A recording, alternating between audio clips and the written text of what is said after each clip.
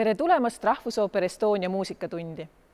Mina olen Triinu Lepik-Upkin, Eesti Rahvuspalleti artist ja täna räägin teile balletist.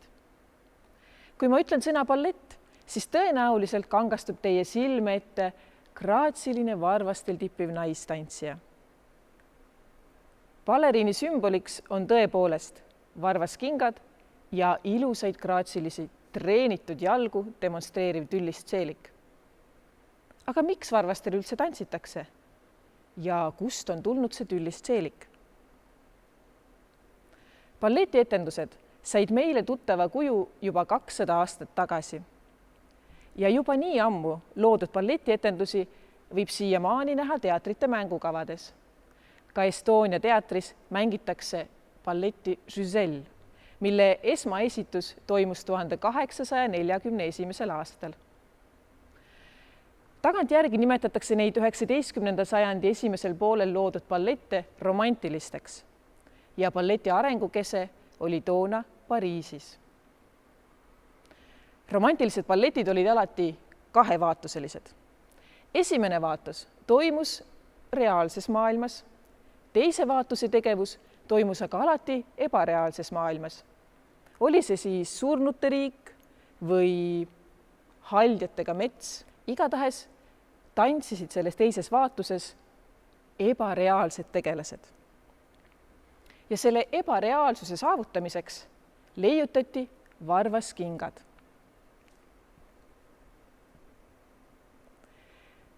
Varvaskingadel tippimine mõjus tõepoolest väga ebamaiselt ja see oli balleti jaoks täiesti revolutsiooniline leiutis. Haldjad, surnud hinged, kõik nad tippisid nagu kummitused. Varvaskingadele tõusid ainult naistantsijad ja olgu öeldud, et sõna baleriin saab kasutada ka ainult naissoost tantsijate kohta. Meestantsijad said romantilistes ballettides uue ülesande. Nemad pidid nüüd tasakaalu hoidvat naistantsijat toetama, teda kinni hoidma, et ta varvastel pikali ei kukuks. Ja loomulikult hakati sooritama tõsteid, et jätta jällegi sellest ebamaisest tegelasest mulje, et ta ju peaaegu et lendab.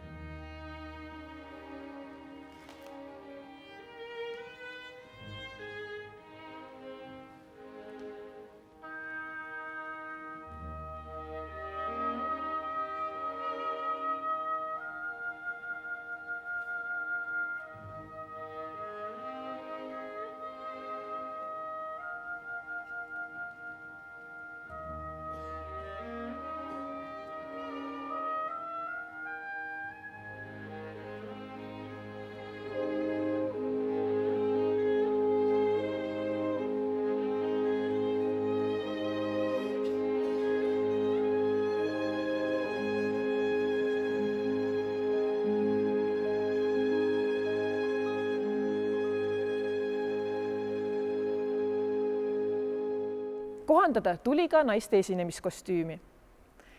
Romantilistes ballettides hakati kasutama õhulisi valgeid tüllist pikki seelikuid, mis tegelikult 200 aastat tagasi tehti juba väga julgelt lühikeseks. Nimelt terve jalalaba jäeti nähtavale, et publik võiks ikkagi seda uut leiutist varvaskinga imetleda. Ja romantiliste ballettide teistes vaatustes tantsisidki siis sellised õhulistes valgetes kleitides baleriinid, kes tippisid varvaskingadel ja nägid tõepoolest välja ebamaised.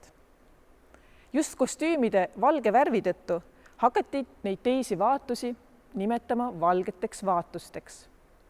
See on väga oluline termin, mis edaspidi kandub ka järgmistesse balletistiilidesse. Valge vaatus, valgetes kleitides naisballett varvaskingades.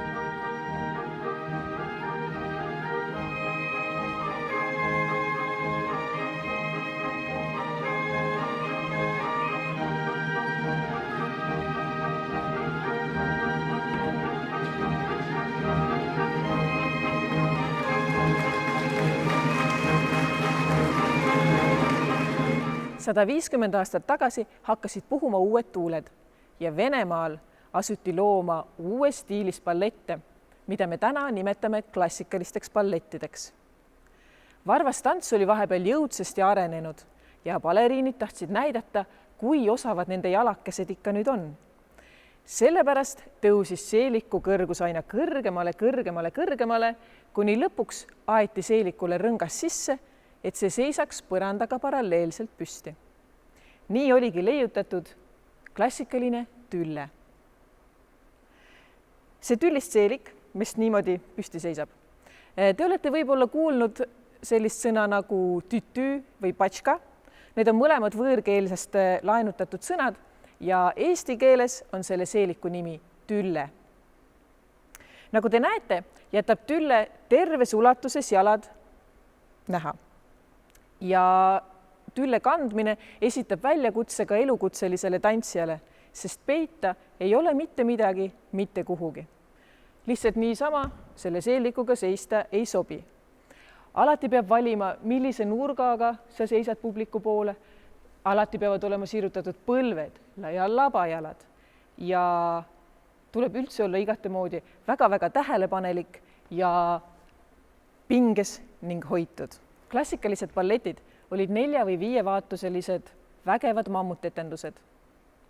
Neis oli väga palju tantsijaid, väga palju tantse ja võimaluste piires ka eriefekte. Aga alati oli vähemalt üks nendest paljudest vaatustest valge vaatus. See tähendab, et jutustatav lugu pandi pausile ja lava täitsid valgetes tülledes varvastel tantsivad naistantsijad. Ja üllatus, loomulikult kehastasid nad mingeid ebamaiseid tegelasi. Kui süžee lubas, olid nad surnud hinged või haldjad või trüaadid. Või kui süžee seda ei lubanud, siis olid nad lihtsalt kellegi unenäos kangastuv pilt. Igatahes on valge vaatus, kus keskendutakse ainult puhtale balletile. Tantsivad naistantsijad ja kordeballett, nagu seda naistantsijate gruppi nimetatakse, moodustab siis ideaalsed read. Kõik naised tantsivad täpselt sünkroonis ja me naudime seda reeglite täitmise ilu. Selline klassikaline, väga tuntud ja tunnustatud valge vaatus on näiteks Luike de Järve teine vaatus.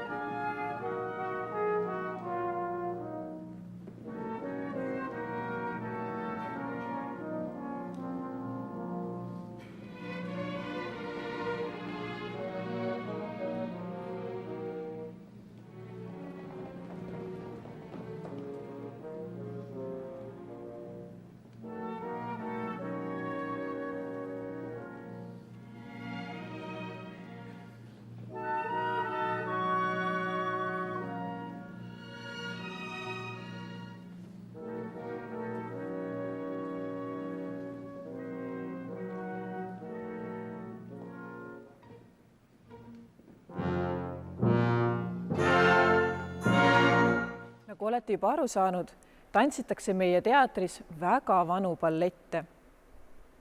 Aga sugugi mitte ainult. Umbes 100 aastat tagasi hakati balletiliigutusi kombineerima modern- ja vabatantsuliigutustega, et leiutada uus liikumisviis, anda balletile uued arengusuunad. Selline miksimine, kombineerimine ja katsetamine kestab tänaseni ja see on loonud väga palju erinevaid kaasaegse ja modern balleti suundi. Eesti esimene originaalballett loodi 1943. aastal ja see etendus Vanemuises. Selleks balletiks on Kratt. Koreograaf Marina Kessler lõi hiljuti sellest kaasaegse balleti versiooni.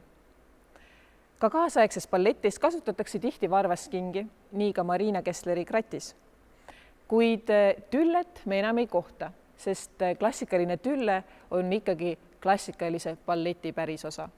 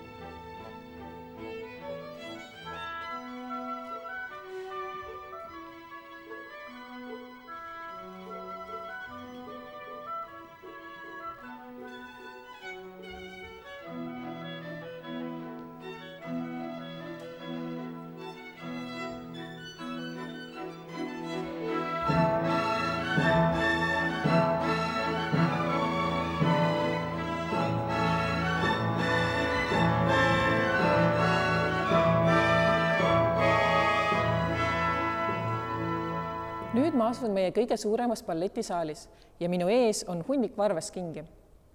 Varvaskingad on baleriini kõige tähtsam töövahend ja neid toodetakse maailmas väga erinevate firmade poolt väga erinevaid mudeleid ja iga tantsija peab leidma endale sobiva kinga. Laias laastus on nad aga ikkagi sarnased. Varvaskingal peab olema väga kõva tald ja tugevdatud ninaots, no ikka kohe päris kõva. Ja see kõvadus saavutatakse näiteks liimikihtidega või on ninaots tehtud plastmassist, nagu näiteks sellel kingal. Kusjuures neid plastikust kingi võib isegi pesumasinas pesta. Kingad saabuvad ilma mitte millegita. Neil ei ole küljes ei kumme ega paelu, ei ole neid kusagilt õmmeldud. Ja iga tantsija peab siis kinga enda jaoks valmis seadma vastavalt oma soovile ja vajadustele. Kindlasti tuleb õmmelda külge pikad paelad, ja enamasti vajavad tantsijad ka kumme, mis hoiaksid, et kanna pealt king maha ei tuleks. Olenevalt kinga materjalist kestavad ka kingad erinevat aega ja oleneb ka repertuaarist. Näiteks mõnes etenduses võib vaja olla kingad näiteks selliseks lillakas roosaks värvida, mõnes mustaks või nahavärvi. Ja need kingad, mis on kunagi juba ära värvitud, neid enam tagasi selliseks klassikaliseks heleroosaks ei saa. Nii et seda arvesse võttes ja arvestades kingade materjale võib ühel tantsijal kuluda hooajal umbes 4 kuni näiteks 24 paari kingi. Ka kingade jalgapanek on väga individuaalne. Saab kasutada selliseid pehmendusi, mida tehakse jälle väga erinevast materjalist, mis siis käivad varba otsa, et varvastel valus ei oleks. Paljud tantsijad teebivad ära oma varbad, mõned ainult mõnest kohast, kus tundub, et võib hõõruda, mõned plaasterdavad rõõmuga alati kõik varbad üle. Iga hommik algab balletiartisti jaoks balletitreeninguga. Kell 10:30 tuleb olla juba valmis ja soe, et pedagoogi juhendamisel hakata tegema harjutusi tugipuu juures. Kui siin on harjutused tehtud, siirdutakse keskele, see tähendab, et tantsitakse ilma kusagilt kinni hoidmata, lõpuks hüpatakse ja harjutatakse varvaskingade tehnikat. Mehed ja naised treenivad enamasti eraldi saalides. Ka meie teatris on 2 suurt balletisaali. Naiste ja meeste balletitreening on üldiselt küll väga sarnane, kuid on ka väikseid erinevusi. Esiteks, varvaskingades tantsivad ju ainult naised, aga seda tehnikat on vaja harjutada. Mehed aga sooritavad kõrgemaid ja virtuoossemaid hüppeid ja nende arsenalis on ka rohkem pöördeid, mida naised ei tee. Kui mehed 200 aastat tagasi jäid varvaskingadele tõusnud naise varju, siis tänaseks on nad endale jälle auväärse ja tunnustatud koha balletis tagasi võidelnud. Meestants peab, võib ja ongi väga mehelik, kohati maskuliinnegi ja igatahes väga äge.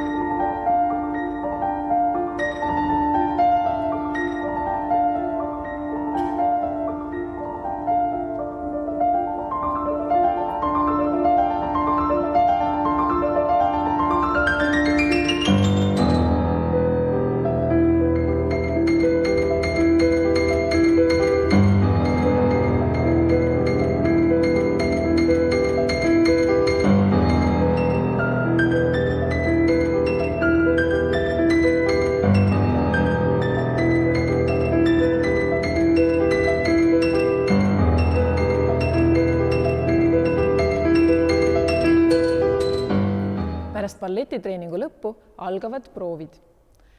Tantsuproovidest tuleb läbi harjutada kõik tantsud, mis on meie mängukavas ja õppida ka uut materjali uuslavastuste jaoks. Kusjuures iga tantsija teab igast lavastuses mitut osa. See tähendab, et kuigi balletid on umbes 2 tundi pikad tavaliselt, siis iga tantsija oskab selle 2 tunni sees mitut rolli peast. Nii et te võite arvata, kui palju samme on meile pähe õpitud. Ja kas kunagi ka segi läheb? tavaliselt mitte. Samme me segi ei aja. Seda ütleb meile ette muusika ja tantsijate kehamälu on märkimisväärne. Balletietendusi anname me tavaliselt 2 korda nädalas, välja arvatud perioodidel, nagu näiteks jõuludel, kui mängitakse väga tihedalt pähklipurejat.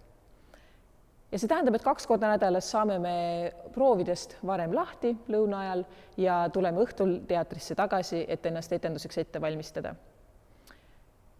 Etenduseks ettevalmistamine tähendab seda, et tuleb teha grimm ja soeng, milleks meid aitavad oma ala spetsialistid ja tuleb jälle panna selga kostüüm, teha ennast soojaks ja muidugi panna valmis ka oma vaim. Kallid sõbrad, kui teater jälle uksed avab, siis ootame teid väga-väga külla. Ja enne, kui te mõnda balletietendust vaatama tulete, tulge läbi minu haridusprojektist Kuidas mõista balletti. Seal seletan ma teile kõik ära, nii et saalis istudes saate te kõigest aru. Ma tänan teid kuulamast ja vaatamast ja kohtume Estonias!